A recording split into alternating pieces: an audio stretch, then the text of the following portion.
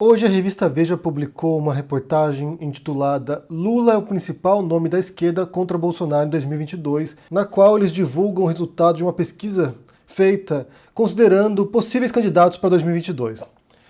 Embora seja surpreendente em alguns aspectos, não é em outros, né? A gente vai analisar o que eles falam aqui. Então você vê alguns nomes que estão sendo cogitados. Bem, o primeiro deles é o Bolsonaro, que em todas as simulações no qual ele parece que ele se reelegeria. O que é pavoroso, mas indica uma certa tendência histórica no Brasil, né? Desde a reeleição, quando ela começou a ser aplicada no Brasil com o Fernando Henrique Cardoso, todos os presidentes se reelegeram. Então, se a gente for nesse raciocínio, e depende de como outras coisas influenciarem, né, outros aspectos influenciarem no futuro, pode sim ser que o Bolsonaro se reeleja. Mas eu vejo como um dos piores cenários, já era os piores cenários a eleição dele. E eles põem aqui numa simulação de primeiro turno, então nos cenários com o Bolsonaro teria 34% para o Bolsonaro, 17% para o Fernando Haddad, 11% para o Luciano Huck, 9% para o Ciro Gomes, 5% para Amoedo e 3% para o João Dória. Em outro cenário, sem o Bolsonaro e com o Sérgio Moro no lugar, quem levaria a eleição, se fosse hoje, né? Se esses votos fossem hoje? O Sérgio Moro ganharia com 30%, Haddad com 16%, Luciano Huck com 16%, Ciro Gomes com 11%, João Amoedo 5% e João Dória 5% também.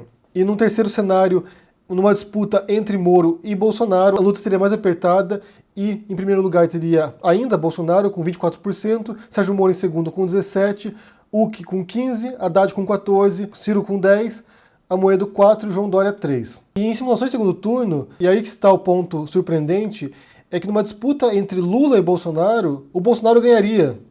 46% votaria no Bolsonaro e 38% no Lula. E depois, em todas as outras simulações, entre Bolsonaro e Dória, entre Bolsonaro e Luciano Huck, entre Bolsonaro e Haddad, o Bolsonaro ganharia em todas. Quero refletir um pouco sobre isso, primeiro porque os dados aqui, como em toda pesquisa, elas refletem hoje, elas refletem o cenário que foi analisado nesse intervalo agora, nesse período. Não é uma previsão, não vai dizer o que é o futuro, porque muita coisa pode acontecer nesse meio tempo. Assim como pesquisas eleitorais também. Quando você tem pesquisas durante o processo eleitoral, elas são retratos daquele momento. Elas não são previsões. Isso não quer dizer que em 2022 o Bolsonaro vai se reeleger, não quer dizer, mas indica uma tendência de que o teto dele, do eleitorado dele, que é o eleitorado fiel, é em torno de 34%, 33%, porque já eram os tetos históricos do Bolsonaro. Quando você analisa a progressão dos votos dele durante a eleição, você vê que ele começa ali em torno dos 20%, depois ele estaciona nos 30%.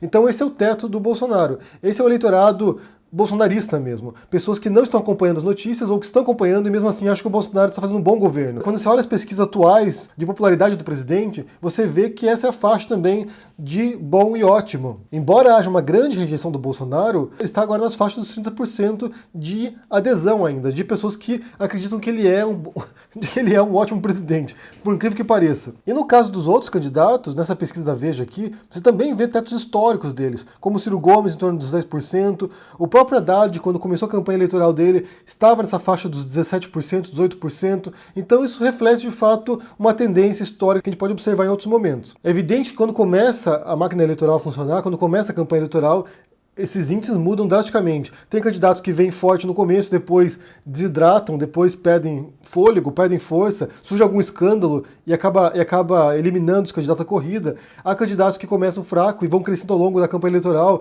Então tudo pode acontecer quando você tem o processo se desenrolando. E uma coisa curiosa é que nessas simulações de segundo turno aqui, você vê que o candidato que mais tem força nesse momento agora, né, 2019, outubro, o candidato que mais teria força para derrotar o Bolsonaro seria o Luciano Huck. E aqui você vê como é difícil para o brasileiro votar conscientemente, né? Pôr a mão na cabeça, refletir, escolher alguém que possa fazer algum tipo de diferença positiva no Brasil.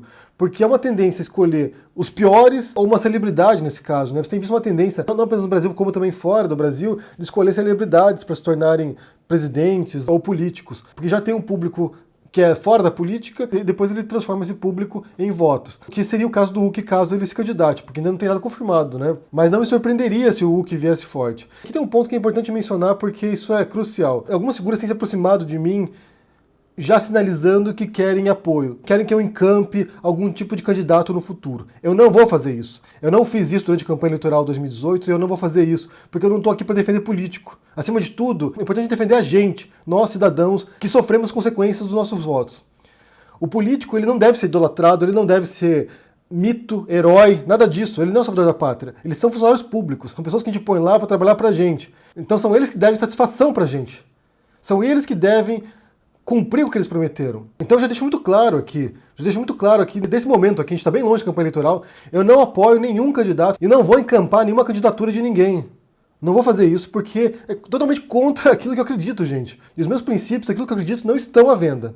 Então fique muito evidente isso. Assim como a gente fez no ano passado, a ideia é analisar os projetos dessas pessoas, analisar aquilo que eles dizem, ver se é condizente com a realidade, se é factível, se pode ser implementado ou não, o perigo que eles representam enquanto figuras também, enquanto retórica. Então esse trabalho que a gente faz aqui não é defender político, não é defender partido, não é defender nenhuma personalidade que vá se tornar candidato depois no futuro. Quem quer me jogar pro PT, pro PSDB, pro PSOL, pro Democratas, pro sei lá quem quer fazer isso comigo não entendeu nada que a gente faz aqui.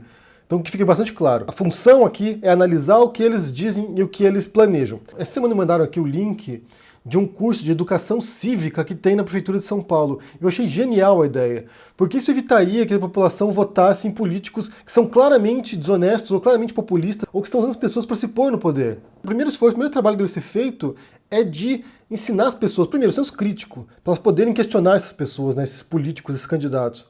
E segundo, é de reconhecer besteira, de reconhecer bobagem. Quando alguém vai lá e diz uma coisa, você pode, no ato, identificar que aquilo ali é um absurdo. Então esse curso aqui, que eu vou deixar para vocês o link na descrição, para quem mora em São Paulo e queira fazer, porque são vários módulos, diferentes aulas, palestras para transparência, para entender como funciona o governo, para entender um monte de aspectos da administração pública.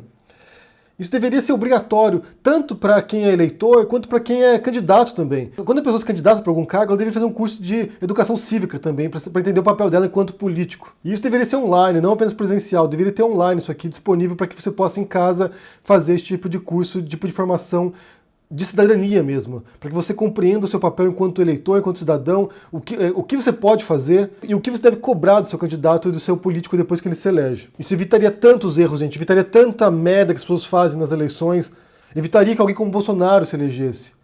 Como eu disse no vídeo mais cedo hoje aqui sobre a retórica do Bolsonaro, se os brasileiros tivessem algum tipo de educação cívica na vida, soubessem reconhecer os absurdos que ele dizia, ele não teria sido eleito. Ele tem falas que eram criminosas.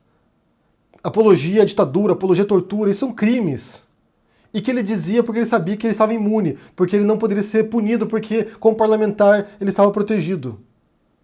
Se você dissesse o que ele dizia, você estaria preso agora. E o eleitor que ouvia aquilo e não se horrorizava, estava compactuando com um absurdo. Mas é óbvio que ninguém vai implementar algo assim, de educação cívica para as pessoas, e de estimular o senso crítico das pessoas, porque quem pensa não vota em candidato populista. O que eles mais querem é justamente ter um gado que vai obedecer o que eles dizem, que vai aplaudir quando eles falam besteira.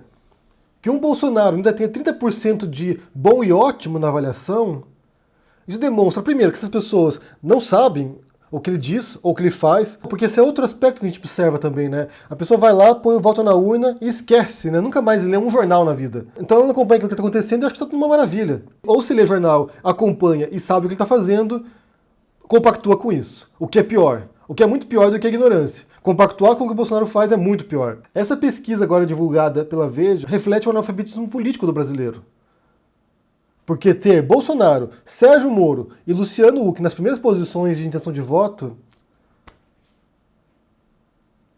é inacreditável, é inacreditável. E quando eu digo que há poucas perspectivas de reverter esse cenário na próxima eleição, que eu não sou otimista, é justamente por causa disso. Porque a tendência ou é o Bolsonaro se reeleger, ou entrar alguém do mesmo viés ideológico do Bolsonaro, ou outra pessoa que vai explorar a ignorância do eleitor. Vou deixar para vocês um comentário fixado aqui o link para a reportagem da Veja com essa pesquisa, que é assustadora, na minha opinião, e também desses cursos aqui, desses cursos de educação cívica da Prefeitura de São Paulo, para que vocês possam conferir. E se você for morador de São Paulo e quiser fazer também, vá lá, compareça. Como eu disse, tem que ser online isso, para que você, em qualquer cidade do Brasil, tivesse acesso a esse tipo de informação e soubesse como se preparar enquanto eleitor, enquanto cidadão. Quero saber o que vocês pensam sobre isso aqui, sobre esse cenário pavoroso no futuro. Sérgio Moro, Bolsonaro, Luciano Huck. O que vocês pensam aí? Deixa aqui no comentário, deixa o joinha, assina o canal, ajude no Apoia-se, a gente se vê por aí. Um abraço e até mais. Tchau.